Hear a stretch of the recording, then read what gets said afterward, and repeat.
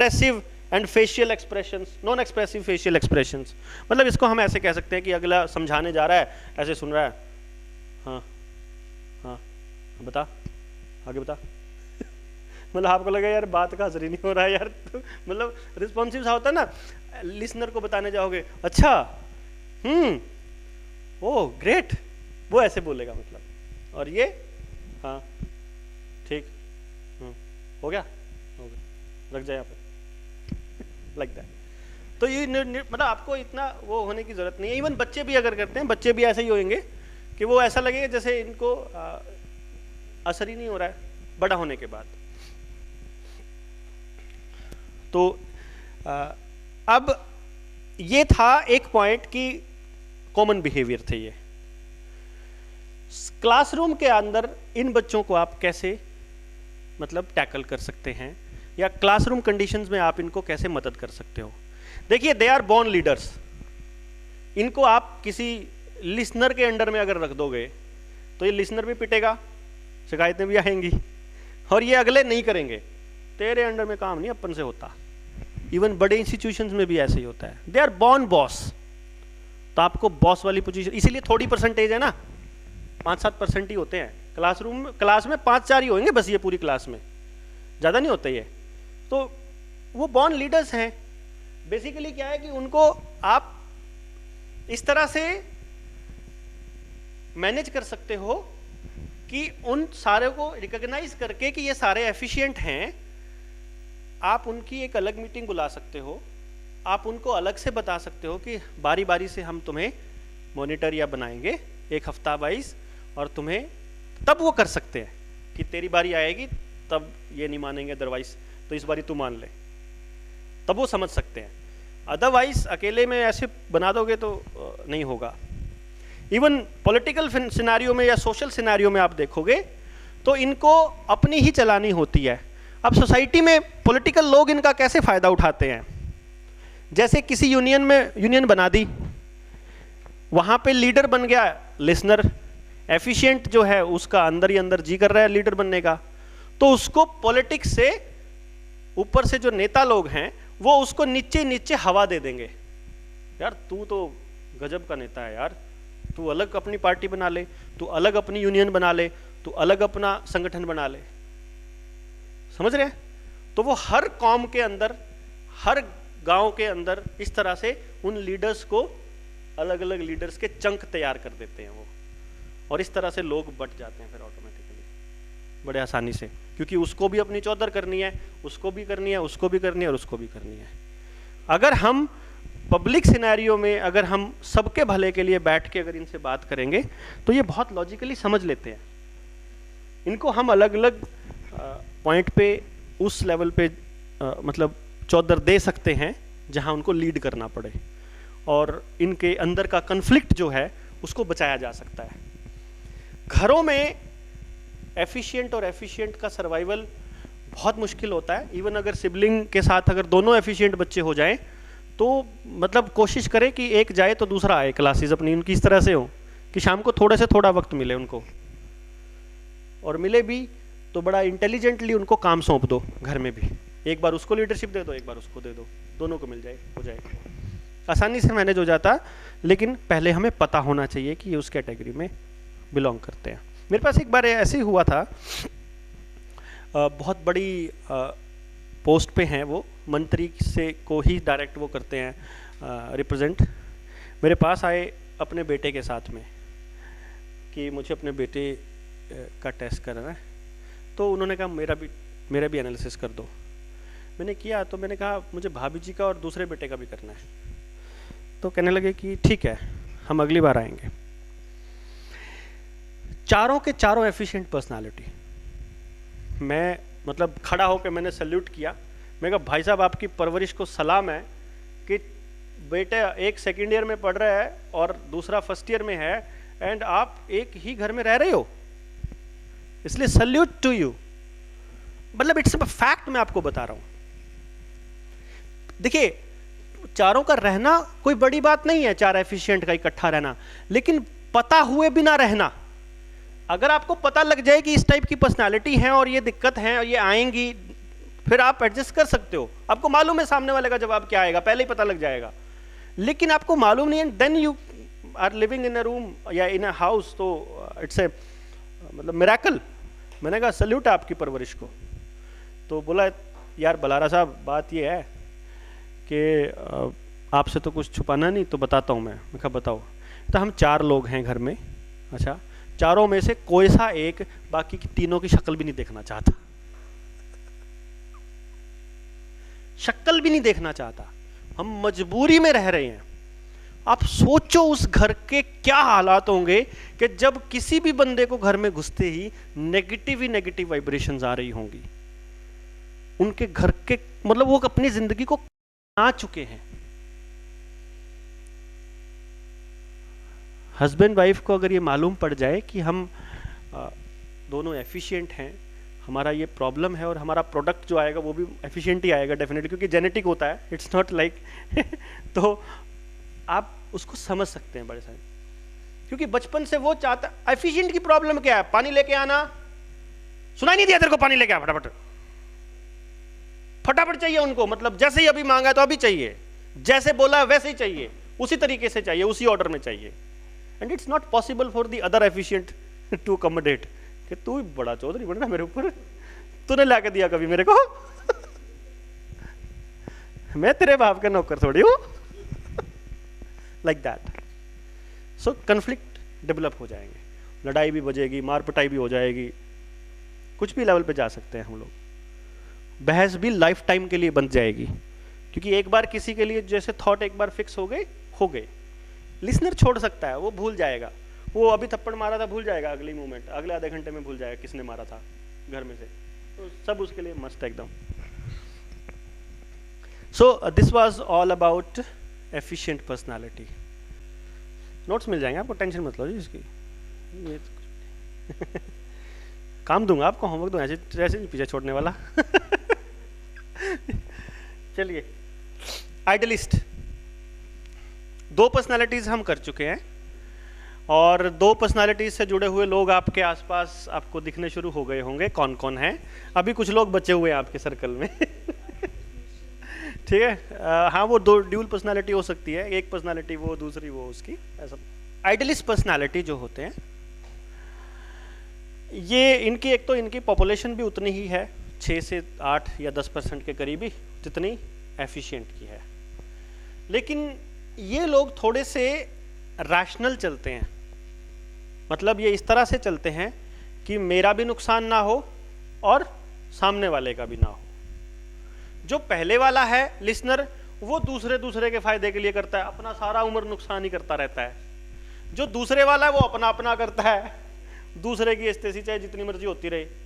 ये वाला ऐसा है जो सबका करता है, जो अपना भी करता है, अपने को नहीं इग्नोर करता, ये ना दूसरे को करता, अपने फायदे के लिए दूसरे का नुकसान भी नहीं करता, ऐसा भी नहीं है।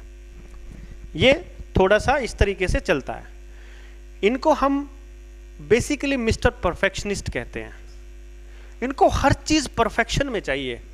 इनका अगर आप मतलब कैसे कर दिया, तेरे को प्रेस भी करनी नहीं आती तेरे को ये नहीं करना आता, तेरे को वो नहीं करना आता। इनको हर किसी के अंदर कमी नजर आती है बेसिकली ना, हर किसी के अंदर। आप इनको खाना बनाओगे तो मतलब पूरी गोल नहीं है तो रोटी ठीक से नहीं बनानी आती, सफाई नहीं है प्लेट की तो दिक्कत है, सब्जी में नमक थोड़ा अप या डाउन हो गया तो दिक्कत है, कपड़े प्रेस करते हुए सिलवटें नहीं उतरी तो दिक्कत है, टाइम पे नहीं हुआ तो दिक्कत है, माली काम करने आ जाए तो उसी से फावड़ा लेके शुरू हो जाएगा, तेरे को नहीं आता करना, ला मैं सिखाता हूँ तेरे को कैसे करते हैं। मतलब इवन अगर आप में से जो आइडलिस्ट होगा वो क्या करता है कि बच्चे की कॉपी सामने आती है, आती सबसे पहले गोला लगाता है, उसकी नजर सबसे पहले जाती ही कमी पर है। बेसिकली इसको हम ऐसे कहते हैं क्रिटिकली एनालिसिस करते हैं ये लोग। इनके सामने कोई बंदा पहली बार आ जाए ऐसे ऐसे सो फिरते हैं ऐसे ऐसे बहुत आते हैं, क्या है सबसे पहले कमी दिखती है इनको, सबसे पहले। मान लीजिए इसीलिए इनके लिए है वो बात, first impression is the last impression. Classroom में टीचर घुसा, ये घुसते या तो रिजेक्ट कर देंगे या एक्सेप्ट कर लेंगे। रिजेक्ट कर दिया तो फिर सारी उम्र रिजेक्टेड। ये इसलिए रिजेक्ट कर सकते हैं कि तेज बोलता है, इसलिए भी रिजेक्ट कर सकते हैं कि स्लो बोलता है, इसलिए रिजेक्ट कर सकते हैं कि ठीक से कंघी नहीं करनी आती, इसलिए भी कर सकते हैं कि जूते पॉलिश नहीं है, इसलिए भी कर सकता है कि कोट का तो बटन टूटा हुआ है, इसलिए भी कर सकते हैं कि मोटा पिटला, इसलिए भी कर सकते हैं कि कालिया गंजा, एनीथिंग। मेरा पॉइंट समझने की कोशिश कीजिए। कॉलेज में ऐसे बच्चे हो यार मोटो की क्लास नहीं लगानी, चल चलते हैं, यार गंजे की क्लास नहीं लगानी, चलते हैं, लगानी ही नहीं अगलों को। They don't like that teacher. Idealist personality अगर किसी सब्जेक्ट में कमजोर है तो समझ लीजिए उसको वो टीचर पसंद नहीं है, सिंपल फंडा है। एफिशिएंट कमजोर है तो अगले ने करना ही नहीं है, लिसनर कमजोर है तो उससे करवाया नहीं जा रहा। क्लियर हो रहा है एक एक बंदे का कि कौन सा बच्चा क्यों वहां पर पीछे हो रहा है, आपको क्लैरिटी होती चली जाएगी। इस बंदे के दिमाग में या तो क्रिटिकल एनालिसिस चलेगा या नंबर गेम चलेगा। ऐसे लोग क्या करते हैं, बाइक पे बैठते ही सबसे पहले देखते हैं मीटर में रीडिंग कितनी है, तेल कितना है, कितने किलोमीटर जाना है, कितने टाइम लगेगा, इस टाइम ट्रैफिक होएगा कि नहीं होएगा, एग्जैक्ट कितने बजे पहुंच जाऊंगा। लिसनर पर्सनालिटी किसी को टाइम देगा, बस 5 मिनट में पहुंच लिया, चाहे पहुंचे आधे घंटे में, ठीक है। ये वाला बंदा किसी को टाइम देगा तो ऐसे देगा 17 मिनट में पहुंच रहा हूं, 17 ही मिनट में पहुंचता है। एग्जैक्टिंग होते हैं, इनकी कैलकुलेशन बहुत एग्जैक्ट होती है। बेसिकली इनको पता होता है मेरी गाड़ी कितने पर रिजर्व लगने वाली है, मेरी गाड़ी में कितने का तेल बचा हुआ है, मेरी गाड़ी कितने किलोमीटर और चल सकती है, मेरे घर में अभी कितना राशन बचा हुआ होगा, अभी कितना और लेकर आना है। कैलकुलेशन 24 आवर चलती है हर चीज की, कितना कितना कितना, how much is the main question जो इनके दिमाग में हमेशा घूमता है। ये बेसिकली इतने इंट्रोस्पेक्टिव होते हैं कि अपने लिखे हुए में भी कमी निकाल सकते हैं। खुद लिख दिया, अगर दोबारा पढ़ लिया तो आगे नहीं भेज सकते उसको, वहीं कांटा मार के दोबारा लिखेंगे। दूसरी बार भी पढ़ लिया तो भी यही करेंगे। इनको हर बार अपने लिखे हुए में कमी निकालो, हर बार, माने हर बार। तो ये फिर ये या तो इनके काम अधूरे पड़े होते हैं। इस बच्चे ने सोच लिया कि मैंने मॉडल बनाना है, उसके ऊपर वो लोहे के वो लगाने हैं, सोल्जर से टाइप के, मान लो बाय चांस उसने डिसाइड करा लेंगा, साइकिल लेके ढूंढने निकल गया या पापा के साथ ढूंढ, वो चाहिए वही वाले चाहिए, वही वाले वो नहीं मिल रहे, दूसरी पे तीसरी पे चौथी पे नहीं मिले, प्रोजेक्ट ही अधूरा रह जाएगा। वही वाले लगा परफेक्ट, वो जो इमेजिनेशन थी वो वही करेगा बंदा। ये इतने चूजी होते हैं कि आप देखोगे इनका कोई दोस्त ही नहीं होता। बात सबसे करेंगे बहुत अच्छे से, फ्रेंडली भी होंगे, घर भी बुला लेंगे, घर भी चले जाएंगे, पर अपनी जिंदगी शेयर नहीं करेंगे कभी भी, अब अंदर की बात नहीं बताएंगे। सबसे पहले सोचते हैं अगर इसके साथ लड़ाई बच गई तो ये किस किस को बताएगा। सबसे पहले दिमाग में आता है। लिसनर बेचारा अपनी सब गा देता है, इसके सामने भी गा दी, इसके सामने भी, इसके सामने भी, और तो लोग मेरा मजाक उड़ाते हैं, फिर मेरे को कहते हैं एफिशिएंट, अगला अपनी मर्जी से जहां चलती है वहीं चलाएगा। ये बहुत कैलकुलेटिव होता है। 6 महीने बाद की सोचता है हमेशा कि 6 महीने बाद लड़ाई बजेगी तो क्या होगा। अगर इसके साथ दोस्ती में 6 महीने निकाल दिए किसी ने, फिर तो पक्का दोस्त जिंदगी भर के नाम का। अदरवाइज इनका दोस्त 6 महीने से ज्यादा नहीं टिकता। ऐसे दोस्त जो आपके बच्चे होंगे, क्या मम्मी वो झूठ बोलती है, वो झूठ बोलता है, वो ये करता है, उसको ये नहीं करना आता, उसको वो नहीं, कुछ ना कुछ कमी दिखती रहेगी इनको सामने वाले में। जैसे ही कमी दिखेगी रिजेक्शन, फिर कमी दिखी रिजेक्शन, फिर कमी दिखी रिजेक्शन। इन बच्चों के गुरु बनने के लिए भी आपको परफेक्ट बनना पड़ेगा। फिगर भी बढ़िया होनी चाहिए, बाल भी एकदम मस्त होने चाहिए, आवाज भी एकदम मस्त होनी चाहिए, नॉलेज भी होना चाहिए। किताब में से देख के पढ़ाओगे तो रिजेक्टेड पीस हो। अगर उन्होंने सवाल पूछ लिया और आपको नहीं आया तो रिजेक्टेड पीस हो, फिर आपकी वैल्यू खत्म, जीरो। आपका सब्जेक्ट लो लेवल, चाहे कोई सा भी हो, जो भी आइडियलिस्ट होगा आपकी क्लास में। So you need to be perfect for them. उनमें कोई कमी नहीं है, वो मैन्युफैक्चरिंग अगले की। हमारी कमी है ना कि हम नहीं समझ पा रहे उनके उस माइंडसेट को। उसने कमी ढूंढनी है, वो जान के ऐसा सवाल पूछेगा कि आप अटको, वो ऐसे टेस्ट करने के लिए पूछेगा आपको, बाकी का नहीं कोई भी पूछेगा। आइडियलिस्ट आपको टेस्टिंग के लिए ऐसे सवालात पूछेगा और आपको लगेगा कि ये मतलब बहुत सवाल पूछता है। एक दूसरे सर ने करा दिया या किसी ने करा दिया, आके अपनी मैडम से पूछा इसको आता है कि नहीं आता, देखता हूं, ये बड़ी वो बनती है और मैडम को नहीं आया करते। देन इसका मतलब आप कैसे ब्लेम करोगे कि वो बच्चा नहीं पढ़ता? क्योंकि वो आप में जो देख रहा है, जो ढूंढ रहा है, वो आप में नहीं है, आपके सिस्टम में वो नहीं है, तो आप उसको मोटिवेट नहीं कर पाएंगे, ताउम्र नहीं कर पाओगे। सेम माँ बाप के साथ है, माँ बाप भी नहीं कर पाएंगे, बिकॉज माँ बाप उनके लिए परफेक्ट नहीं है। उनको परफेक्शन, वो ढूंढ रहे हैं, परफेक्शन नहीं मिल रहा है, क्या करें? जहां परफेक्शन दिख गया उस टीचर को सारी उम्र ये कहेंगे एक टीचर था हमारा, वो बहुत गजब टीचर था, उसी को गाते रहेंगे सारी उम्र, उसी के बारे में जिक्र करते रहेंगे। और क्योंकि आइडलिस्ट गा रहा है या एफिशिएंट गा रहा है तो लिसनर पीछे पीछे उसकी गाने लग जाएंगे वो भी फिर उसी बात को अपनी टैगलाइन बना लेंगे। डिसीजन मेकिंग में बहुत स्लो होते हैं। कोई भी नया प्रोजेक्ट बताओगे, कोई भी नई बात बताओगे, इनको समझ में नहीं आता है। ये सबसे पहले उसमें कमियां ढूंढनी शुरू करते हैं और फिर जब सारी जगह पे उस मतलब सेटिस्फाई हो जाएं, कन्विंस हो जाएं, तब उसके लिए हाँ करते हैं। ये इनकी खासियत होती है। दूसरा अपने ही लॉजिक लगाएंगे, अपनी ही कैलकुलेशन लगाएंगे, कम से कम 6 महीने बाद का प्लान करेंगे। लेकिन अगर रूल में नहीं है तो फिर मन में सोच के रह जाएंगे, फिर काम करने का मन ही नहीं करेगा। मैथमेटिकल माइंडेड होते हैं, नंबर गेम सबसे अच्छा लगता है। सड़क पे चलते हुए बराबर वाली गाड़ी निकलेगी तो उसके नंबरों का भी टोटल कर देंगे फटाफट, इसका जोड़ इतना हो गया, इतना 7 आ गया, लक्की नंबर ये हो गया, मेरी उसके फोन नंबर भी सारे लगभग एक जैसे मिलेंगे।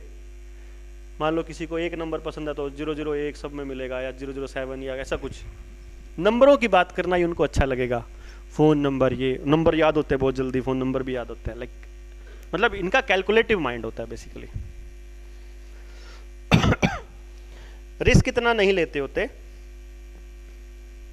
लेकिन डिटेल में पूछेंगे सारी बात। मतलब बंदा आएगा, उनको कहेगा जी इंश्योरेंस प्लान बेचना है, मान लो फॉर एग्जांपल, लिसनर को बेचना है, अगर उसको उसके घर वालों के लिए इमोशनल कर दो, उसी टाइम बेच दे, खरीद लेगा। और एफिशिएंट ने सोच रखा है खरीदना है तो कोई आ जाए तो खरीद लेगा, नहीं तो उसको नहीं आप मना सकते। आइडियलिस्ट आपसे सवाल पूछेगा बहुत सारी डिटेल में, अच्छा ये नहीं हुआ तो ये नहीं हुआ, ऐसे करके बहुत सारे सवाल पूछेगा। अगर आपने कन्विंस कर दिया तो आप बेच दोगे, अदरवाइज नहीं। मेहनती, ऑर्डरली, एग्जैक्टिंग, वो सब मैं आपको बता चुका हूँ। परसिस्टेंट, सीरियस, कन्वेंशनल भी एक तरीका है। मतलब ये देखते हैं कि बेसिकली इनकी टेंडेंसी ये होती है कि जैसे संस्कार, वेद, पुराण, मतलब जिन चीज़ों को कन्वेंशनल तरीके से ये लोग चाहते हैं कि ऐसे ही जिंदगी होए, जैसे चल रही है ना, कि भाई हमें उनके हिसाब से चलना चाहिए काइंड ऑफ।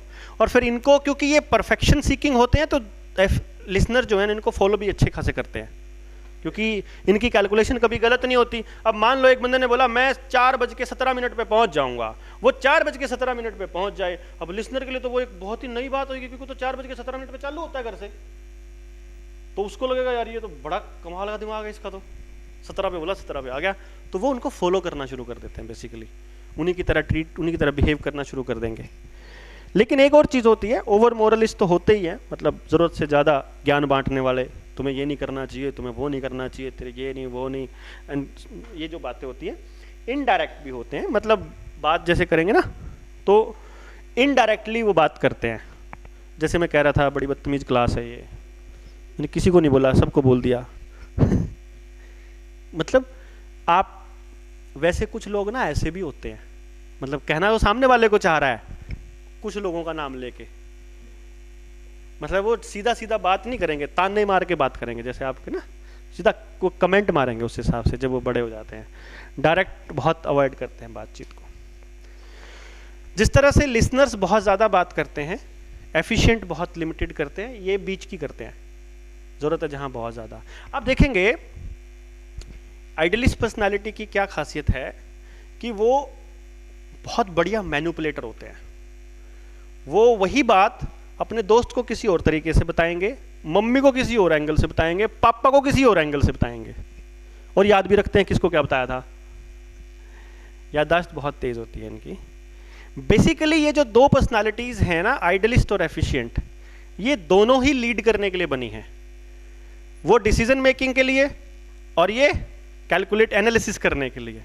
यानी अगर प्लानिंग के अंदर आइडियलिस्ट का रोल हो और उसको टारगेट तक पहुंचाने का काम एफिशिएंट का हो और काम करवाने के लिए लिसनर्स को ले लें, तो काम एकदम मस्त चलेगा। नहीं, अगर लीडिंग पोजीशन पे लिसनर रख दिया और नीचे अगर एफिशिएंट आ गया, यू कांट अफोर्ड, वो सिस्टम बैठेगा ही बैठेगा, वो इंस्टीट्यूशन खराब होगा ही होगा। तो आपको यानी कि आप किस आदमी से क्या काम करवा रहे हो, ये उसकी कैपेसिटी, थॉट प्रोसेस, उन एंगल्स को एक बार ध्यान में रख लो, तो मुझे लगता है बहुत इजीली हम लोग एक बेहतर डिसीजन लेने में वो चीज़ हमारे को मदद कर सकती है। हस्बैंड वाइफ में भी आइडियलिस्ट होता है ये बेसिकली क्योंकि इसका दिमाग बहुत कैलकुलेटिव होता है। तो अगर वो एक बार देखता है कि मेरी मम्मी इस बात के ऊपर गुस्सा होती है, तो अगली बार से उस चीज़ का जिक्र बंद कर देगा। तो आमतौर पे ऐसे बच्चों के माँ बाप को क्या दिक्कत आती है कि वो कहते हैं यार हमारा बच्चा खुल के बात नहीं करता, गुमसुम सा रहता है, पहले ठीक बोलता था अब नहीं बात करता। जिस मोमेंट आप उसको ज्ञान देने लगोगे ना कि नहीं बेटा ऐसे नहीं करते होते, नहीं बेटा ऐसे नहीं करते होते, उसी मोमेंट वो आपसे कटना शुरू हो जाएगा, उसी मोमेंट वो आपसे बात करना बंद कर देगा, कम कर देगा, और फिर उतना ही बताएगा जितना आप सुनना चाहते हो। समझ रहे हैं? तो ये आपकी बात फिर भी नहीं माननी इन्होंने, करेंगे वही जो इनके जी में है। ये होते लगभग उनकी तरह ही है, एफिशिएंट वालों की तरह, लेकिन ये थोड़े से फिर देख लेते हैं कि यार इस बात से गुस्सा हो रहा है, चल अभी नहीं करता, करूंगा तो जरूर। वो अड़ा रहता है, ये थोड़ा रुक जाता है कि नहीं अभी रुक जाता हूँ, फिर लेकिन करेंगे अपन, टाइम आने दो अपना। Slow in making decision. तो बाद में जो है जाएंगे वहीं, सोचेंगे वहीं जो इनको सही लगता है, रैशनल काम करते हैं, सबके लिए काम करते हैं, मतलब किसी का नुकसान नहीं करना, सिर्फ अपने फायदे के लिए नहीं सोचना, एंड काइंड ऑफ। तो बेसिकली एनालिसिस इनका बहुत अच्छा होता है, किसी भी चीज़ को एनालाइज करते हैं तो ये उस चीज़ के लिए सबसे बेस्ट लोग होते हैं। क्लियर? आई थिंक पता लग गया कौन कौन आइडियलिस्ट है आपकी क्लास में, आपके आसपास और लोग, है ना? खास है कमी और परफेक्शन कमी ढूंढने की आदत और परफेक्ट, बाकी और चीज़ें भी हैं। ठीक है, तो this was all about idealist. अभी हमें करीब करीब 4-4.5 घंटे हो गए हैं, 4.5 घंटे हो गए। कैन यू बिलीव कि आप 4.5 घंटे से एक जगह बैठे सुन रहे हो? मतलब आपने कभी सुना और बिना बोर हुए और बिना आपका मन नहीं कर रहा किसी का भी जाने का? How is that possible? हम एजुकेशन सिस्टम को इसी लेवल पर लाने के लिए चले हुए हैं कि बच्चा क्लास में बैठा हो, वो सुनना चाहे हमारे को, वो बातें जो हों वो उसके काम की हों। आप अगर उसको बाबर भी पढ़ा रहे हो तो उसको उसके साथ रिलेवेंट बना सकते हो, मैथमेटिक्स को भी बहुत आसान इंटरेस्टिंग बना सकते हो। जब हम इसको कंप्लीट कर लेंगे तो आपको टीचिंग मेथोडोलॉजी पे भी ले जाऊंगा, आपको एक एक टॉपिक, जो टॉपिक आपको सबसे बोरिंग और सबसे मुश्किल लगता है आपके बच्चों को, मैं वो भी बताऊंगा आपको कि कितने अल्टीमेट आसान से तरीके से। मेरे बच्चे जो पुराने स्टूडेंट्स हैं जो मुझसे एक बार पढ़ जाते हैं, वो फिर फ़ोन करते हैं, सर ये टॉपिक समझ नहीं आ रहा। मैं कहा किताब खोलना और मैं कुछ ऑडियो भेज रहा हूँ, एक 5 मिनट की 10 मिनट की ऑडियो बना के उसको भेज देता हूँ, टॉपिक समझ में आ जाता है, उसके बाद उसको कोई प्रॉब्लम लाइफ में आती नहीं। इतनी सी बात, सामने बैठना भी ज़रूरी नहीं है, आपको उसके साथ कनेक्ट होना पड़ता है। अगर आपकी बात करने का तरीका बोरिंग है, उसके साथ कनेक्टेड नहीं हो, वो बात उससे संबंध नहीं रखती, क्यों सुने वो आपको? क्यों करे वो काम जो आप करवा रहे हो उससे? क्यों सिलेबस का रट्टा मारे वो बिना मतलब का? ये एक बहुत बड़ा सवाल है। और क्या वही जिंदगी है उसकी? और उसके बेसिस पर जो जिंदगी दे रहे हो, जो नौकरी दे रहे हो, जो पैसा दे रहे हो, जो सुविधाएं दे रहे हो, क्या वो खुशी देंगी उसको? मैं नहीं मानता देंगी। 90% को तो दे नहीं रही है। जब आदमी खुशी नहीं है, हमारी सोसाइटी के अंदर हैप्पीनेस नाम की चीज ही नहीं है। अगर इस देश का हैप्पीनेस इंडेक्स देखो ना, तो दुनिया के बहुत ही बकवास देशों में एक देश आता है ये, जिसको बचपन से आपको पढ़ाया जाता है मेरा भारत महान। ये दिमाग में घुसा दिया जाता है भारत देश महान, संस्कृति, सभ्यता, संस्कार, टोटल बकवास, किसी काम के नहीं। बिकॉज हम उन चीजों को जिंदगी में तो अपनाते ही नहीं। चोर लोगों को तो बिठा रखा है अपना बॉस बना करके। How can you talk of that thing? खुद झूठ बोलते हुए लोगों को कैसे कह सकते हो अपने बच्चों को कि झूठ नहीं बोलना चाहिए? खुद आवाज नहीं उठाते गलत के खिलाफ, सच्चाई का साथ कैसे दोगे आप लोग? सवाल ही पैदा नहीं होता। अगर जो अमेरिका, ऑस्ट्रेलिया की बात की जाए ना, वो लोग हमको तीसरी दुनिया के लोग बोलते हैं, थर्ड वर्ल्ड के लोग बोलते हैं, जिसकी वैल्यू 0 है दुनिया के अंदर। और हमारे यहां हमारे को बताया जाता है हमारा देश की सभ्यता पुरानी सभ्यता को लेके घूमते रहते हो, पुराने संस्कारों को लेके घूमते। आज क्या जरूरत है उसके? कोई बात ही नहीं करता। वो आदमी बहुत बड़ी पोस्ट पे है, नाम नहीं ले सकता क्योंकि रिकॉर्ड हो रहा है, स्टेज पे आता है, चीफ गेस्ट बुलाया जाता है, लोग बुलाते हैं उसको, संस्कारों पे इतना लंबा लेक्चर देता है, और उसका बेटा उससे नफरत करता है। वो मेरे पास आया काउंसलिंग के लिए, खुद का बेटा उससे नफरत करता है। क्या संस्कार दे दिए उसने, बताओ? देख लो कितने संस्कार कामयाब हो रखे हैं। संस्कार वो हैं जो आप जी रहे हो, जो उसने बोलना भी शुरू नहीं किया था ना, तब आप दे चुके हो। बोल के नहीं समझा सकता कोई किसी को, बोल के इंफॉर्मेशन तो दे सकते हो, संस्कार नहीं दे सकते। संस्कार देने के लिए आपको वैसे बिहेव करना पड़ता है। सच्चाई की बात करोगे तो सच्चाई के लिए लड़ना पड़ता है। सच्चाई के लिए कितने लोग लड़ते हैं? पता होता है कि पड़ोस के अंदर अत्याचार हो रहा है, पता होता है कि गलत हो रहा है, फिर भी नहीं बोलते क्योंकि स्वार्थी इतने हैं। कैसे संस्कार दे देंगे अपने छोटे बच्चों को? किसी मजलूम पे जुल्म होता हुआ देख के बोलने की औकात नहीं है हमारी, और बात करते हैं हम सच के लिए लड़ने की, और बात सच्चाइयों की, झूठ के खिलाफ खड़े होने की, और इस तरह की। ये खोखले संस्कारों से निकल करके रियल वर्ल्ड में अपनी औलाद के साथ कनेक्ट होकर के उसकी इज्जत देने का समय है अब। चाहे वो किसी कास्ट का आदमी हो, किसी धर्म का आदमी हो, गरीब का हो, 2 पैसे कमाता हो कि 2 करोड़ कमाता हो, हर इंसान की बराबर कीमत रखने का हक है। हर इंसान को बराबर रखने का टाइम है ये। अगर आपने वो नहीं रखा, अगर अपने बच्चे को दूसरे से सुपीरियर मान लिया, अपने वाले को तवज्जो ज्यादा दे दी, दूसरे वाले को पीछे रख दिया, वहीं आप अपने बच्चे को गलत संस्कार दे रहे हो। जिस दिन आप अपने बच्चे को टॉप आने की बात कहते हो ना, उसी दिन आप उसको खत्म कर देते हो, उसी दिन सोसाइटी से अलग कर देते हो। क्यों आना है टॉप? आपने सिखाना पढ़ना प्यार से है, सीखना मोहब्बत से है, दूसरे को भी जीने देना है, खुद भी जीना है। हार्मनी से जीना मेरे ख्याल से जिंदगी का पहला मकसद होना चाहिए, ना कि टॉप पे आके जीना, सबसे ऊपर खड़ा होकर के कुछ नहीं कर लेना, कुछ भी नहीं करना। वो मैं आपको एग्जांपल दे रहा था, मेरे रिश्तेदार, एक मैं बताना था आपको ना, मेरे ख्याल से मेरे एक रिश्तेदार हैं, कंडक्टर की पोस्ट के लिए वो गए तेजीमान के पास। उस गांव से 4 बच्चों के पेपर पास हो गए। पहले एंट्रेंस हुआ, इंटरव्यू के लिए गए, 4 बच्चों के, अलग अलग मोहल्लों के, 2 बंदे एक ही मोहल्ले से। एक बंदा गया अपने बच्चे की नौकरी के लिए, उसने रोल नंबर ले लिया। तेजीमान जी अब एक्सपायर हो गए हैं, लेकिन ये सच्चाई बता रहा हूं। दूसरा बंदा गया, दूसरे बंदे के भी रोल नंबर ले लिए, तीसरा गया, चौथा गया। तेजीमान ने सबको कहा, उसका बच्चा भी आया हुआ है भाई। कह रहे जी उसका बेशक ना हो, हमारे का पक्का होना चाहिए। कह रहे मैं तो एक का कर सकता हूं।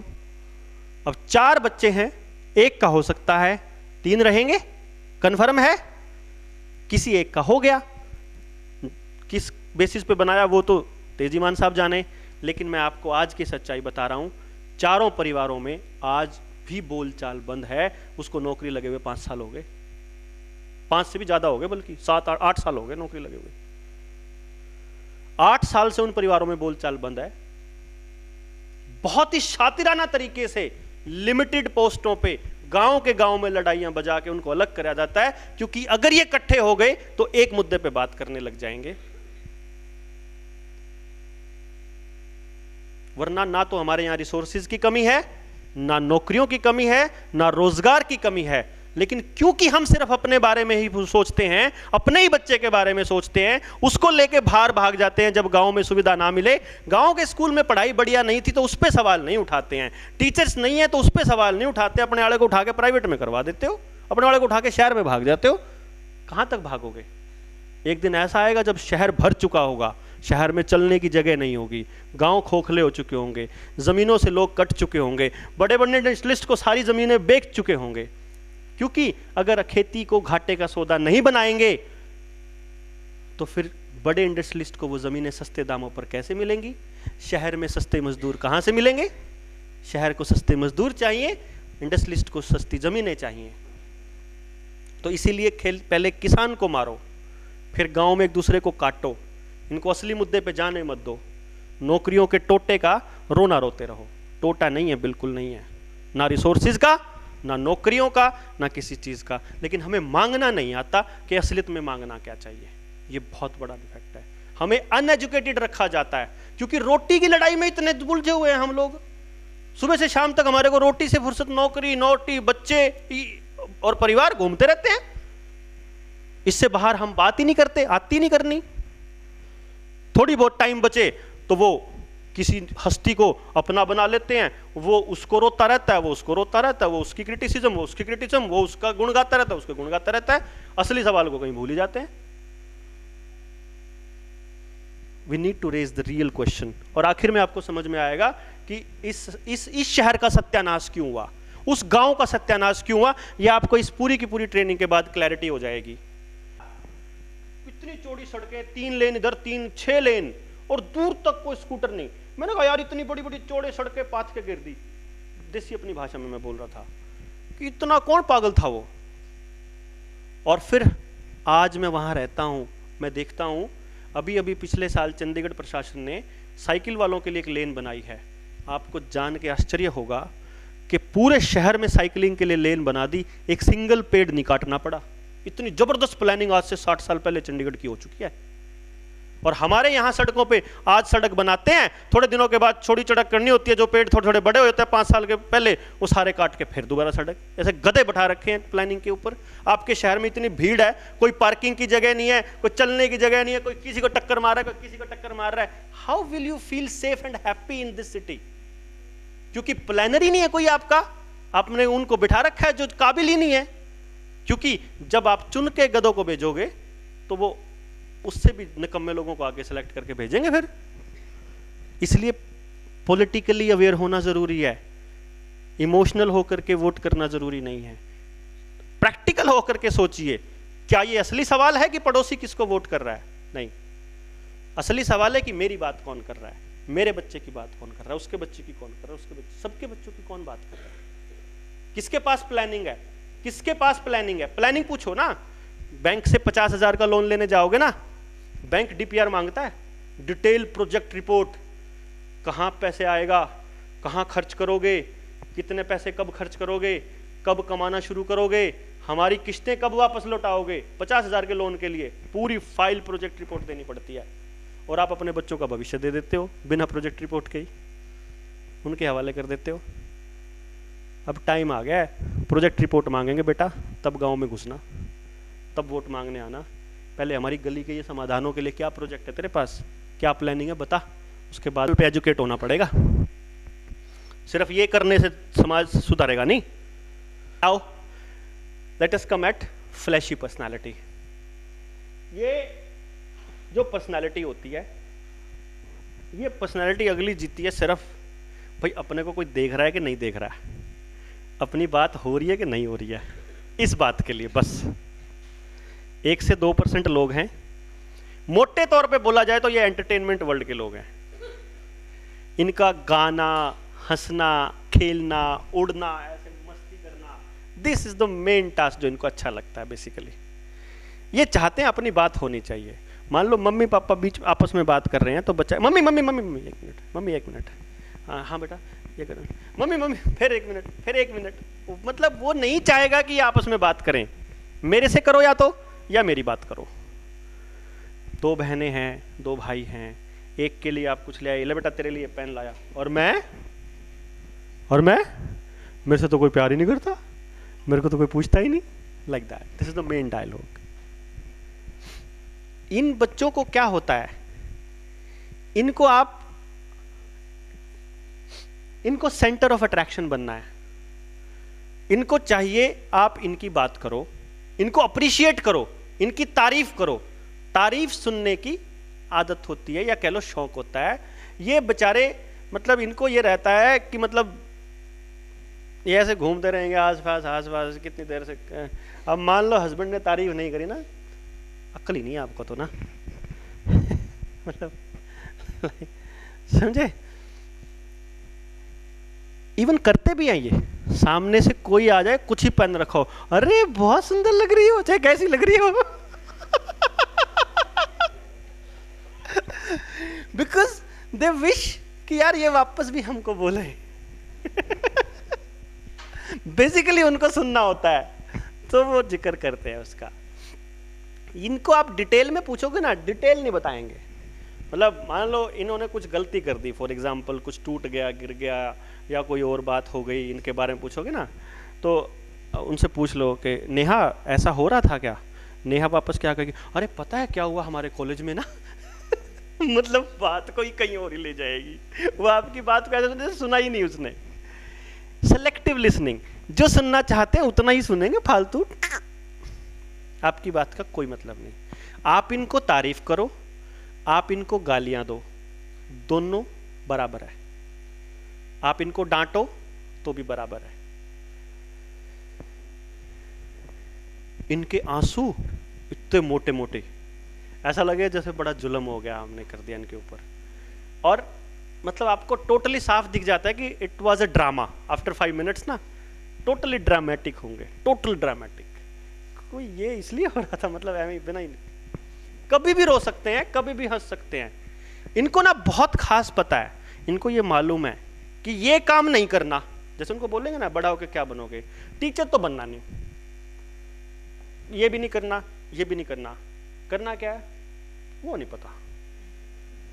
कुछ बड़ा करना है, कुछ बड़ा सा करना है, मतलब बहुत सारा पैसा या तो हो, या बहुत सारा नाम हो। Basically they live for name and fame. Clear हुआ। ये बेसिकली नाम के लिए, अखबार में कुछ छप गया नेगेटिव कि जी आज अखबार में नेगेटिव छपा, छपा तो है ना, छपना चाहिए बस।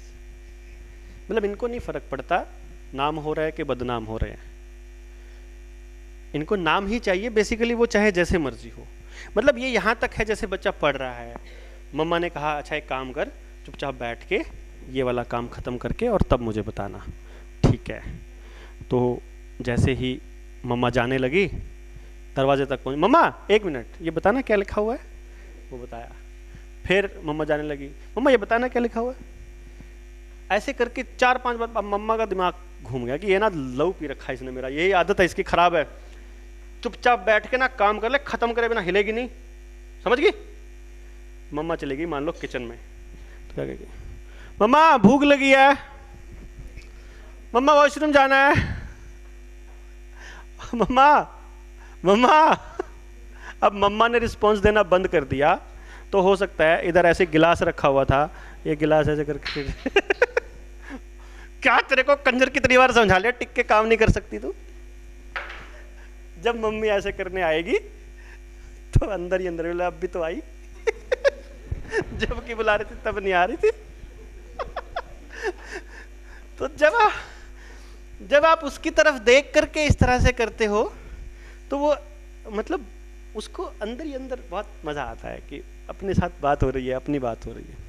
बेसिकली आप इनको शॉपिंग भी नहीं करा सकते ना, आप ले जाओ बाजार में, मजा ले इनको, मतलब सुबह से शाम तक की टांगे तोड़ा देंगे, नहीं ये भी नहीं, ये भी नहीं, ये नहीं चाहिए, ये नहीं चाहिए। इनको डिफरेंट दिखना होता है। पूरी सोसाइटी में ये चाहते हैं कि हमारा, या तो अगर दिखने में ये डिफरेंट ना दिख रही हो तो फिर ज्यादा बकवास करना शुरू कर देगी, उससे नहीं काम चल रहा है तो नाचना शुरू कर देगी। गाना शुरू, उसको अलग होना ही होना है, उसको बाकी सबसे अलग दिखना ही दिखना है। उसका पर्पज ही ये है कि लोग मेरे को देखें, मेरी बात करें, मेरे को अप्रिशिएट करें। अब इन लोगों को आप बंद कमरे में रख के ऐसी नौकरी दे दोगे तो उनकी जिंदगी तो खराब हो जाएगी। गाने वाले लोग, नाचने वाले लोग, हैप्पी, टोटल हैप्पी लोग होते हैं ये। मतलब आप देखोगे इनके अंदर इतनी एनर्जी, एंथुजियाज्म, इतने, मतलब आप देखोगे इनके नंबर जितने मर्जी ले लो, 100 में से 100, कोई चक्कर नहीं है इनके लिए। मतलब पढ़ना, पढ़ाई करना is not a big deal. ये वो बच्चे होते हैं जो गॉड गिफ्टेड होते हैं। गिफ्टेड तो सारे होते हैं, बाकी सब भी गिफ्टेड हैं, लेकिन ये वो हैं, बाकी सबके पास एक लिमिट है कि ये काम स्ट्रेंथ है, ये वीकनेस है। इनके साथ क्या है, ये कुछ भी करने लग जाएं, उसी काम को अल्टीमेट तरीके से करते हैं, इसलिए टोटली कंफ्यूज होते हैं कि करें क्या। इसीलिए ये एक चीज पर नहीं टिक सकते, ना एक गेम पर टिक सकते, ना एक सब्जेक्ट पे टिक सकते। खास इनका डायलॉग होता है, मम्मा मैं बोर हो रहा हूँ, मैं बोर हो रहा हूँ, बोर हो रही हूँ, लाइक दैट। ये वो लोग होते हैं। अब इनको करवा कुछ ही लो। अब इन्होंने बास्केटबॉल खेलना शुरू किया, बास्केटबॉल की चैंपियनशिप जीती, पहले ब्लॉक लेवल फिर डिस्ट्रिक्ट लेवल जीत ली। जीतने के बाद क्या हुआ, एक टाइम आया, जीतने के बाद घर आए, अगले दिन बास्केटबॉल के लिए जाना था, मम्मा अब ये नहीं करना, अब कुछ और करना है। क्या करना है, अब स्विमिंग करूँगा। अब स्विमिंग में, फिर फेंसिंग में, फिर इसमें, फिर इसमें, और देखोगे हर जगह परफॉर्मेंस अल्टीमेट है, नंबर भी बहुत खूब है, एक्स्ट्रा करिकुलर एक्टिविटीज भी, डांस भी, सिंगिंग भी, पेंटिंग भी, डिजाइनिंग भी, एवरीथिंग। ये एक सब्जेक्ट पे भी नहीं टिक सकते, तो ये एक नौकरी पे भी नहीं टिक सकते, बोर बहुत जल्दी हो जाएंगे। इनको वो नौकरी करनी होती है जिसमें सुबह डॉक्टर, शाम को वकील, दोपहर को जज, फिर inspector. And this is possible only in theatre, acting. Natural actor होते हैं ये, नेचुरल एक्टर टोटली एक्टिंग के लिए ही बने होते हैं। इनसे एक्टिंग जितनी मर्जी करा लो, जितने मर्जी ड्रामे करा लो, basically they are natural actors. तो अब आपके लिए, आपको थिएटर ग्रुप्स बना लो, कितनी चीजें हैं शहर के अंदर जो आप इनसे रिलेटेड काम कर सकते हो, इनसे रिलेटेड प्रोफेशन बन जाएगा बड़े आराम से।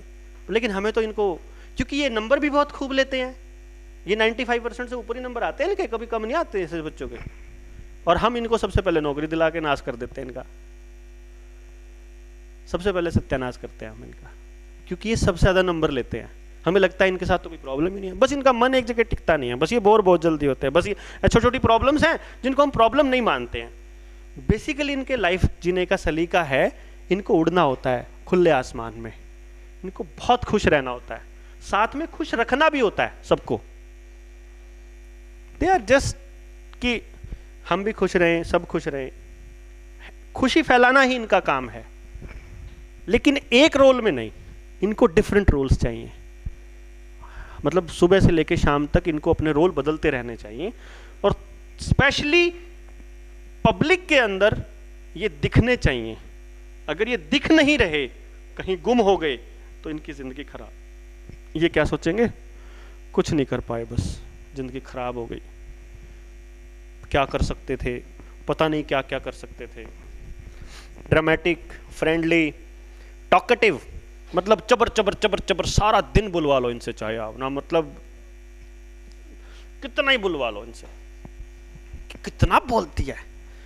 और बोलने में खास बात होगी, शिकायतें जरूर लगानी है, भाई बहन की लगाओ, पड़ोसियों की लगाओ, टीचर की लगाओ, किसी की लगाओ, मतलब शिकायतें। ये ऐसे भी होते हैं, मार के बोलते मम्मी ये मार रहा है, कहाँ मार रहा हूँ, कहता मारेगा तो मैंने इसलिए पहले ही बोल दिया, लाइक दैट।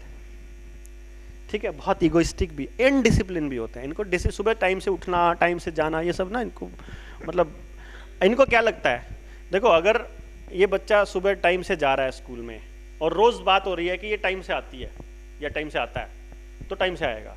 अगर टाइम से आने का जिक्र नहीं हो रहा है और लेट आने का हो रहा है, तो लेट होना चाहिए। जिक्र होने से मतलब है और बाकी किसी चीज से मतलब नहीं है। ठीक है, रूल ब्रेकिंग बहुत मजा आता है इनको, और लिसनिंग सेलेक्टिव, ये हम डिस्कशन कर ही चुके हैं।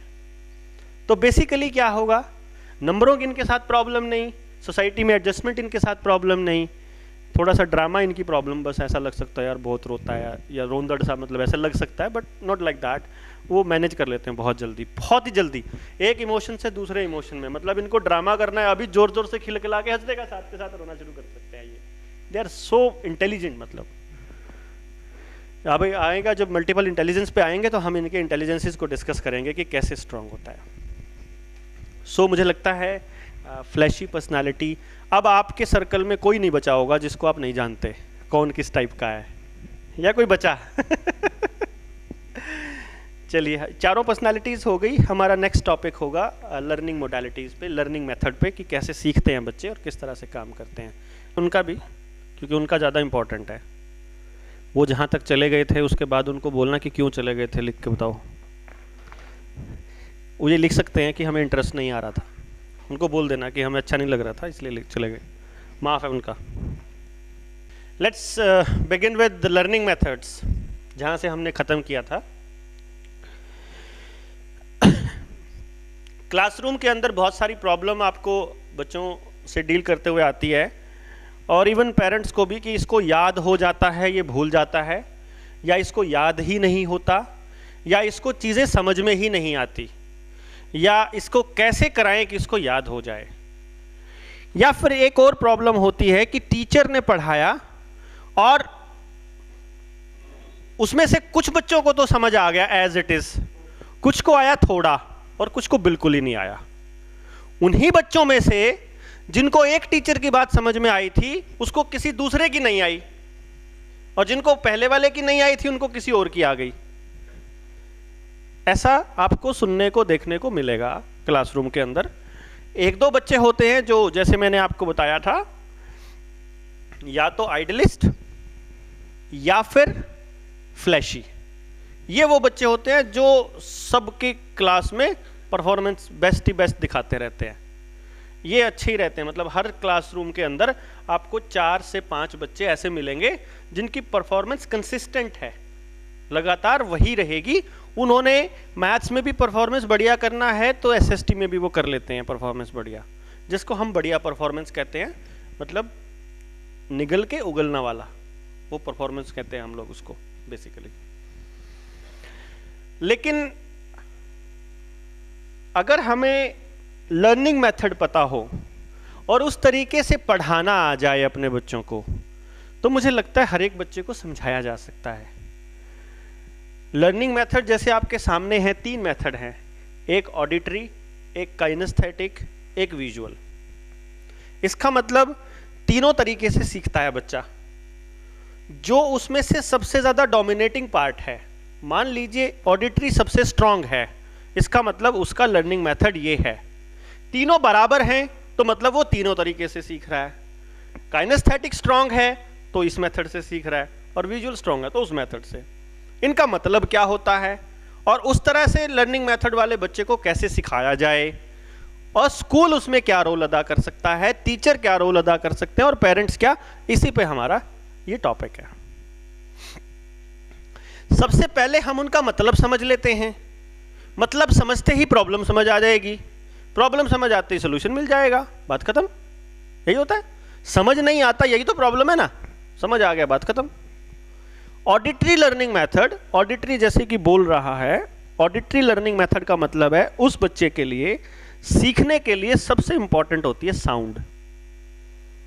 जैसे मैं वो टक टक टक टक कर रहा था ऐसे, तो आप में से कुछ बंदों को इरिटेट कर रहा होगा वो, डेफिनेटली, मतलब वो उनका सिरा से बज रहा होगा कि ये ना इस बंदे को उठा के पटक दे।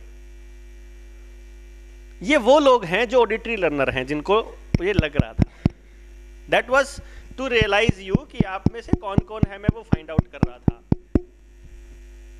इस तरह से करके बोलते बोलते जिसने खांसी करी है उसकी खांसी उस बंदे को चुभेगी कि ये क्यों खांसा। अभी बाहर से कोई हॉर्न की आवाज आएगी, वो प्रॉब्लम हो जाएगी उसके लिए, वो उसका पूरा ध्यान भटका देगी। बाहर की कोई, इवन अगर छोटी सी भी मेरी जो आवाज है इसके अलावा कोई और आवाज आएगी तो वो परेशान करेगी उस लर्नर को, ऑडिटरी लर्नर को। इन लोगों के लिए पिक्चर से समझ में नहीं आता, इनको तस्वीरों से नहीं आता, इनको शब्दों से समझ में आता है। ये शब्दों से इमेज बनाते हैं बेसिकली। इनके लिए discussion method is the best method, lecture method is the best method. Discussion नहीं करोगे, इनको अगर खाली किताब दे दी जाए पढ़ने के लिए तो इनको बिल्कुल अच्छा नहीं लगेगा। ये रट्टा नहीं मार सकते, ये समझ के ही कर सकते हैं, एज इट इज नहीं लिख सकते। ये किसी के नोट्स फोटो स्टेट भी करा लाते हैं तो वो एज इट इज रखे रहते हैं। वो आज भी रखे होंगे 11वीं 12वीं वाले फोटो स्टेट, या तो रद्दी में बेचो या रखे रहेंगे, नहीं पढ़ेंगे। किताब से पढ़ना भी इनको अच्छा नहीं लगता, इनको अच्छा लगता है सुनना। टीचर बोलता रहे, टीचर बोल रहा है, वो नीचे अपने AOP काले कर रहा है। लगे रहते ना कुछ बच्चे नीचे गर्दन करके काला करने, डिजाइन बनाने, वो सुन रहे होते हैं। माँ बाप आपस में लड़ रहे हैं, बच्चा खिलौने के साथ खेल रहा है, 6 महीने बाद याद दिलाता है, उस दिन तो आप ऐसे कह रहे थे। वो ऑडिटरी लर्नर है, यानी वो कुछ भी कर रहा है उसके कान बजते रहते हैं, उसको हल्की सी साउंड से सब अंदाजा लगा लेता है। वाहन पाँव हॉर्न की आवाज आई, पता है उसको अंकल का पड़ोसी, कौन से पड़ोसी की कौन सी कार है उसको मालूम है, कौन सी बाइक आई है, पापा आ गए हैं, टीवी में क्या चल रहा है, बाहर से बच्चों के चिल्लाने की आवाज है, कौन कौन बच्चा खेल रहा है। वो पढ़ रहा है आराम से, पीछे से दरवाजा मम्मी ने खोला, चूं की आवाज आई, मम्मा प्लीज यार डिस्टर्ब मत करो। और वो मम्मा फिर जैसे जाएगी, कदमों की आहट उसको सुनाई दे रही है, फिर मम्मा वार्डरोब से कुछ खोला उसने, फिर वो पॉलीथीन की आवाज़ या कपड़ों, उसको सब मालूम है कौन से वार्डरोब से क्या निकाला मम्मा ने और कब गई। उसका ध्यान सारा साउंड्स पे रहता है। उस बच्चे को सीखने के लिए बहुत साइलेंट माहौल की ज़रूरत है, या फिर सिर्फ वो आवाज़ें आ रही हों जो आ रही हैं। ये आवाज़ इरिटेट करेगी उसको, या बाहर से कोई और आवाज़ आ रही हो, वो भी, ये भी। मतलब अब इस बच्चे को आपको सिखाना है, या तो आप आवाज़ आपकी इतनी क्लियर साफ होनी चाहिए कि आप उसको सही से सुन जाए, या वो अपनी ही आवाज़ को रिकॉर्ड कर ले, बाद में सुनता रहे रिवीजन के लिए, या फिर वो बोल बोल कर करे, या फिर डिस्कशन कर ले। इसके अलावा, या ऑडिटरी लेक्चर किसी के हैं तो उनको सुन ले। इसके अलावा इसको याद नहीं होगा अगर ये सबसे स्ट्रांग है तो। हाँ, इक्वली डिवाइडेड है तो इसका अपना रोल है, फिर इसका अपना रोल है, और इसका अपना, काइनेस्थेटिक का अपना, ऑडिटरी का अपना। पॉइंट क्लियर हुआ? माँ बाप क्या कर सकते हैं? इनको एक साउंड प्रूफ कमरा दे सकते हैं, लेकिन ये तो सिर्फ अमीर लोगों के घरों में पॉसिबल है। मिडिल क्लास फैमिली जहां 2 कमरे 3 कमरे किराए के मकान में रहते हैं, उनका क्या? तो इसमें बच्चे की तो कोई गलती नहीं है भाई। हम अगर उसको वो माहौल नहीं दे पा रहे, लाइब्रेरी नहीं दे पा रहे, या ऐसी जगह नहीं दे पा रहे जहां साइलेंस हो, फिर उसको बोलो कि तुम बोल बोल के कर लो, फिर उसको बोलो कि तुम रिकॉर्ड कर लो, हेडफोन लगा के सुन लेना। कुछ बच्चे इस ऑडिटरी लर्नर आपने होमवर्क गाने सुनते सुनते करते हुए देखे होंगे। गाने फिर भी उनको जो है वो कंसंट्रेट करा लेते हैं, बाहर की आवाज़ें डिस्टर्ब करती हैं, जो किसी लोहार की, सुनार की, या बाहर से किसी की और आवाज़ आ रही होती है, गली से, सड़क से, हॉर्न की, वो डिस्टर्ब करती हैं। म्यूजिक चल रहा है, वो उनको बचा के रखता है उस डिस्टर्बेंस से। तो हम माँ बाप क्या कहते हैं, तू गाने सुन रहा है कि काम कर रहा है, तेरा ध्यान किधर को है? एक्चुअली उनको मालूम है कि मुझे ऐसे काम ज़्यादा इजीली होता है, हमें नहीं पता वो। या फिर हम ये कर सकते हैं कि उससे डिस्कशन ही कर लें, डिस्कस करते रहें। तो ये एक मेथड है ऑडिटरी लर्नर का। ऑडिटरी लर्नर के लिए स्टोरी टेलिंग वगैरह, कहानी कहना, सुनना, या फिर जो बोल रहा है वो इम्पॉर्टेंट है उसके लिए।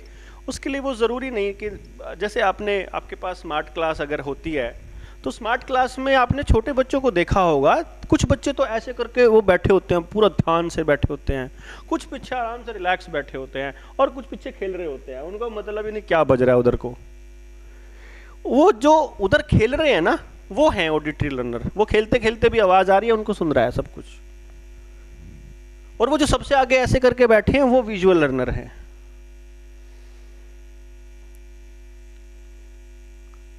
अब सॉरी मैं गलत बोल गया, इसको थोड़ा सा करेक्ट करता हूं। जो बच्चे सबसे आगे बैठे हैं वो विजुअल लर्नर हैं, जो सेकंड नंबर पे बैठे हैं वो ऑडिटरी लर्नर हैं, और जो खेल रहे हैं, खेलते खेलते सीख रहे हैं, वो काइनेस्थेटिक लर्नर हैं। वो दौड़ते हुए चल रहे हैं, उनको सब सुन रहा है, फिर भी वो इधर भी खेल दौड़ रहे होते हैं, उधर भी सुन रहे होते हैं। वो ऐसा नहीं होता कि वो नहीं सुन रहे होते। अगर हम उन जो पीछे दौड़ने वाले बच्चों को चुपचाप बिठा देंगे तो उनका सीखना बंद हो जाएगा। ये एक बड़ी, क्योंकि हमें लगता है कि हम जब बैठ के और पूरे कंसंट्रेशन के साथ सुनेंगे तो ही हमें समझ में आता है, या तो ही हमें सुनाई देता है, या हम कंसंट्रेट कर पाते हैं। ऐसा नहीं होता है। उसका लर्निंग मेथड अगर आपके पढ़ाने के तरीके से मैच नहीं करता है तो उसका इंटरेस्ट खत्म हो जाएगा। इसीलिए आपके साथ कॉप अप करने वाले 1/3 बच्चा ही होता है। 30 बच्चों की क्लास में आपके पास 10 बच्चे ही ऐसे होंगे जो आपके तरह से, जैसे आप पढ़ा रहे हो वैसे उसको समझ आ रहा है। क्योंकि आपका तो एक ही तरीका है पढ़ाने का, आपके 3 तरीके तो नहीं है। तो जो लर्निंग मेथड आपको आता है वही वाले बच्चे आपको समझ पा रहे हैं। आप सोचते हो कि बाकी के बच्चे निकम्मे हैं, एक्चुअली हम निकम्मे हैं, क्योंकि हमें तीनों मेथड नहीं आते पढ़ाने। उसमें तो कोई भी हो सकता है ना। उस बच्चे की क्या गलती है, वो दूसरा लर्नर है। अगर आप ऐसे टीचर हो तो टीचर के लिए बहुत जरूरी है कि उसको तीनों चीजों से, यानी एक बात को अगर मैं 3 तरीके से बोल दूं तो ऑडिटरी वाला भी हो जाए, काइनेस्थेटिक वाला भी, और उसका भी वो बता दूंगा अभी कैसे कैसे करना है।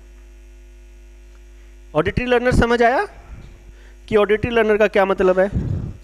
अब बात आता है ऑडिटरी लर्नर की खासियत एक और है कि उसको नाम याद रह जाते हैं, शक्लें भूल जाता है वो। अभी भी ऑडिटरी लर्नर अपने पापा की भी शक्ल ठीक से याद नहीं कर पाएगा, मतलब वो धुंधली धुंधली सी नजर आएगी, सपना भी धुंधला धुंधला सा दिखेगा उसको। इसी तरह से काइनेस्थेटिक लर्नर, ये वो लर्नर होता है जो बॉडी मूवमेंट के साथ सीखता है। जैसे कि मैं चलता रहता हूं तो मुझे चलते रहने से मेरा कंसंट्रेशन बना रहता है, खड़ा होते ही मेरा दिमाग जाम हो जाता है, तो अब मेरे से नहीं, आगे क्या बोलूं, भूलना शुरू हो जाएगा। काइनेस्थेटिक लर्नर की क्या खासियत है? वो सीखते सीखते उसका हाथ हिलता रहेगा। मैं यहाँ से आराम से बैठा था, फिर भी मैं ऐसे ऐसे करके मेरा हाथ चला ही रहा था। इसी तरह से वो पैर हिलाते रहते हैं बच्चे, वो बेड पे बैठ के पैर हिलाते रहेंगे, कुर्सी पे बैठ के पैर हिलाते रहेंगे, या अगले वाले कैसे करते रहेंगे, या मतलब any movement, they need movement basically. तो वो डिस्टरबेंस नहीं कर रहे होते, वो अपने आप को कंसंट्रेट कर रहे होते हैं। वो उनका कंसंट्रेशन का अपना तरीका है काइनेस्थेटिक लर्नर का। उनको तभी, उनकी लर्निंग ही तब बनती है जब वो अपनी बॉडी को मूव कराते हैं। ऑडिटरी लर्नर आपसे पूछेगा कार को कैसे ड्राइव करते हो, आप साइकिल कैसे चलाते हो, आप मोटर बाइक कैसे चलाते हो, तो वो आपसे सुनेगा। सुनने के बाद उसके दिमाग में क्लियर हो जाएगा कि मुझे बैलेंस ऐसे बनाना है। लेकिन जब बात करें हम काइनेस्थेटिक लर्नर की, तो काइनेस्थेटिक लर्नर खुद करके देखेगा। ऑडिटरी लर्नर की खासियत ये है कि वो सुनकर भी बहुत चीजें अपने आप सीख जाता है, मतलब वो सुन रहा है, अपने आप दिमाग में चाहता रहता है। लेकिन काइनेस्थेटिक लर्नर को नहीं आता है, उसको अपने हाथ से किया हुआ ही काम आएगा। यानी अगर आपकी क्लास में 10 काइनेस्थेटिक लर्नर हैं, उनको आपने कुछ नहीं कहना, उनको सिर्फ इतना बोलना है कि जो काम मैंने कराया है इसको तुमने 2 बार लिखना है। काइनेस्थेटिक लर्नर को 2 बार लिखना है। काइनेस्थेटिक लर्नर ऐसे होंगे, आप में से भी जरूर होगा कोई सा, जिसने किसी सिलेबस में या किसी टॉपिक पे कोई सवाल नहीं आता था, या कोई क्वेश्चन नहीं याद आया था, याद हो रहा था, और नकल बनाने के लिए छोटा छोटा लिखना शुरू किया कि पर्ची ले जाऊंगा, और वो लिखते लिखते याद हो गया कि चल जरूरत ही नहीं है इसकी, रख जाओ घर ही। काइनेस्थेटिक लर्नर की खासियत है ये, उसको चलते रहना पड़ेगा याद करने के लिए। वो सड़क छत पे कैसे याद करे, या वो अपना मूवमेंट चलाता रहे अपने हाथ से। उसको काइनेस्थेटिक लर्नर को कभी किताब से याद नहीं होगा, उसको शब्दों से भी याद नहीं होगा, उसको सुनकर भी नहीं होगा, उसको लिख कर ही होगा। उस बच्चे को अपनी किताब से, अपनी कॉपी से ही याद होगा। यानी कि उसको जो याद करना है उसे पहले वो अपनी कॉपी पे उतारना पड़ेगा। ऑडिटरी लर्नर सिर्फ सुन ले, उसको याद हो जाएगा और वो लिख लेगा। काइनेस्थेटिक लर्नर को अपने नोट्स बनाने पड़ेंगे। अगर 3 किताबों से पढ़ना है तो तीनों किताबों से अपनी कॉपी पर उतारना पड़ेगा और पेपर में उससे एक रिवीजन में ही कर जाएगा वो, उसको बहुत ज्यादा रिवीजन्स की जरूरत नहीं पड़ेगी। समझ रहे हैं? लेकिन उसने अपनी किताब, अपनी कॉपी नहीं बनाई, अपने नोट्स नहीं बनाए, तो उसे वो परफॉर्मेंस उसकी वो नहीं आएगी जो वो बनाकर आ सकती थी, अगर आपको वो परफॉर्मेंस ही चाहिए तो। समझ रहे हैं आप बात को? तीसरा है विजुअल लर्नर। उसको याद तब होगा जब वो सुन रहा है या जो लिख रहा है या जिसकी बात हो रही है उसकी फिल्म उसके दिमाग में चल रही हो। तो अगर उसकी दिमाग में फिल्म नहीं चल सकती जिस चीज की, उसको वो याद नहीं होता। वो ऐसे रट्टेबाज होते हैं विजुअल लर्नर कि उनको पेपर में लिखते हुए ये भी याद होता है कि ये वाला अक्षर कॉपी में उस कोने में लिखा था, ये वाला वहां लिखा था स्टेपलर के पास, ये वाला वहां लिखा हुआ, उनको सब पता होता है। उनको 10 चीजें बिल्कुल सीरीज में याद होती हैं, चौथी में अटक गए तो आगे सारी भूल गए। ये वो रट्टे वाले बच्चे होते हैं। इनको अपने लिखे हुए से कोई इंटरेस्ट नहीं, इनको आप क्या बोल रहे हो उसमें भी कोई इंटरेस्ट नहीं। ये तो बस ऐसे देखते रहते, थोड़ी देर देख के फोटो खींच गई, चल छुट्टी। ये अगर स्पेलिंग याद करने पे बात आए तो ये क्या करते हैं, एक एस से स्टार्ट है तो कोई सा अक्षर होगा, कोई से भी अक्षर को कुछ भी पढ़ जाएंगे ये। मतलब अंदाजा लगाते हैं ये एस से शुरू हुआ, इतना लंबा है, सो सीरियस ही होएगा। चाहे सीरीज लिखा था, उन्होंने सीरियस पढ़ा हुआ पहले तो सीरियस पढ़ेंगे, और सीरीज आ गया, या सीरीज पढ़ा हुआ तो सीरीज को भी सीरीज पढ़ेंगे, क्योंकि वो पूरा नहीं पढ़ते होते कभी भी। वो तो देखते हैं कि स्टार्ट एस से है और इतना लंबा है तो यही होएगा। They are least bothered about spellings, they are least bothered about pronunciation, they are least bothered about writing. They are, उनको पता है आप लिखवा लो पेपर में, आप बस मेरे को आधा घंटा दे देना, बस आधा घंटे में हो जाएगा। पेपर देते ही साफ सब कुछ। वो अगली सुबह तक याद करते मिलेंगे आपको। जो पहले वाले 2 लर्नर हैं वो अगली सुबह तक याद नहीं कर सकते, लेकिन विजुअल लर्नर एंड मोमेंट तक चलते रहेंगे कि उनकी मेमोरी इतनी होती है, फोटो जितने खींच रखे हैं बस वो फोटो याद है उनको, और पढ़ाई खत्म। दिक्कत क्या है, हमारे एजुकेशन सिस्टम में ज्यादा नंबर उसके आते हैं जिसने एज इट इज कॉपी किया हुआ है, और उन्हीं की मेमोरी शॉर्ट है। और यही कारण है कि नंबर तो वो ले लेते हैं, पास तो वो कर लेते हैं, लेकिन जैसे ही वो किसी भी प्रोफेशन में घुसे, एचटेट पास कर लिया, मास्टर बन गया, मास्टर बनते ही सबसे पहले किताबों को मुंडी मारते हैं, भाई किताबों से पीछा छूट गया। यानी कि पढ़ने वाला काम भी सबसे पहले वाला इंसान भी या नौकरी भी वो किताब बंद करते हैं सबसे पहले। इसीलिए हम इस एजुकेशन सिस्टम के खिलाफ हैं, इसीलिए हम इस तंत्र के खिलाफ है कि भाई ये तरीका जो सिलेक्शन का है ये गलत है। गलत इंसान को गलत जगह रखोगे तो गलत रिजल्ट आएंगे। जो बंदा उस चीज में इंटरेस्टेड ही नहीं है आप उससे वो करवा रहे हो।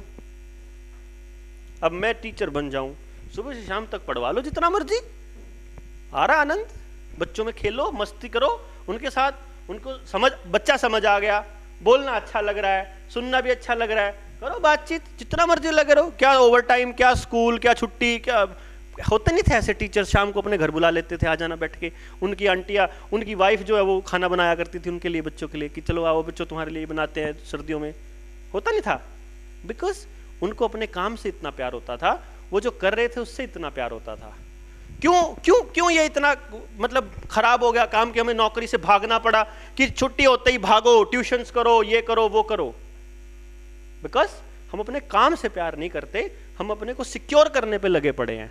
Everyone is just securing himself, अपने को, अपने घर को, अपने इनकम को, अपने बच्चों के फ्यूचर को वो पैसों से सिक्योर करना चाहते हैं, which is not possible with money. That is possible only with passion. Passion है तो आज नहीं आपको रोटी मिलेगी, हो सकता है आपको 10 दिन भूखे रहना पड़ जाए, लेकिन जब मिलेगी तो परमानेंट मिलेगी, बिकॉज वो उस वजह से मिलेगी क्योंकि आप उस चीज को पसंद कर रहे हो। आप फिर आपके पास लोग आने शुरू हो जाएंगे, फिर लोग अपने आप देंगे आपको। मैं जो ये काम कर रहा हूँ काउंसलिंग वाला, मेरे से पहले नहीं किया किसी ने इंडिया में। मेरे को सबने कहा इससे रोटी कैसे कमाएगा, पता नहीं, कैसे चलेगा पता नहीं, पर मेरे को इसमें अच्छा लगता है यार। अरे अच्छा तो लगता है, वो तो ठीक है, पर कोई नौकरी नहीं, स्कोप नहीं, लेना नहीं देना नहीं, मैं देखी जाएगी। हो गया। आज 1.5 साल की वेटिंग है अपॉइंटमेंट की मेरी, 16 महीने, 17 महीने। आज फिक्स होती है तो जाके मई 2020 में होएगी, उसको मिलेगी। तो हो गया अपने आप। ये थोड़ी ना था, कोई प्रोफेशन था ही नहीं है जो मैं कर रहा हूं।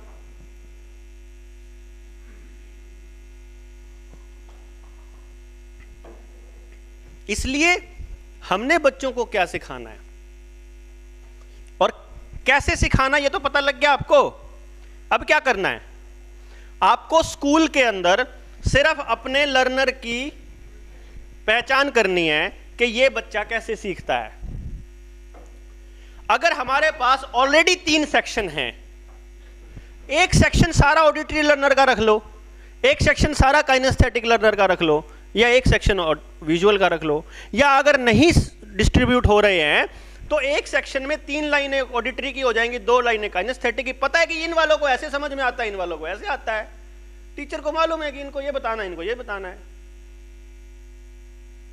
उनकी काउंसलिंग करो, बैठ के बताओ बेटा यू आर काइनेस्थेटिक लर्नर, तुम्हारे को चीजें ऐसे समझ में आती है, तुमने ये करना है। फिर उसके बाद अपना काम जब दो, क्लासरूम में अपनी पढ़ाई करवाओ, पढ़ाई के बाद में जब होमवर्क दे रहे हो तो उनको सिर्फ इतना बताना है, ऑडिटरी लर्नर वालों ने ये करना है भाई, काइनेस्थेटिक लर्नर वालों ने ये करना है, विजुअल वालों ने ये करना है।